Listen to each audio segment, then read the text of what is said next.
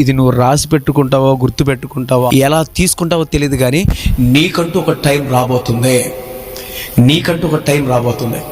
నిన్ను బాధించిన వాళ్ళు, నిన్ను దుఃఖపెట్టిన వాళ్ళు, నిన్ను అవమానించిన వాళ్ళు, నిన్ను ఏడిపించిన వాళ్ళు, వీళ్ళందరూ నువ్వు మర్చిపోయావేమో, కానీ దేవుడు మర్చిపోలేదు.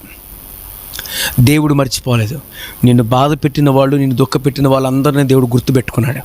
అయితే నీకు చెప్తున్నాను, నీకు ఒక టైం రాబోతుంది.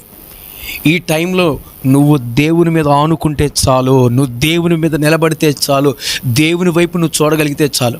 దాసుని యొక్క కళ్ళట తన యజమాని చేతి తట్టును, దాసురాలి యొక్క కనులు తన యజమానురాలి యొక్క చేతి తట్టును ఉన్నట్టు కీర్తనలో అద్భుతమైన మాట రాసింది.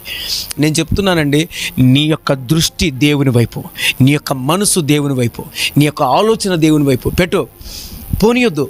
ఇప్పుడు ఈరోజు ఉన్న ఉద్యమం, లేకపోతే ఈరోజు కలిగి ఉన్న ఆ యొక్క దేవుని మీద విశ్వాసం, అది నిరంతరం ఉండాలి. నీకంటూ ఒక టైం రాబోతుంది.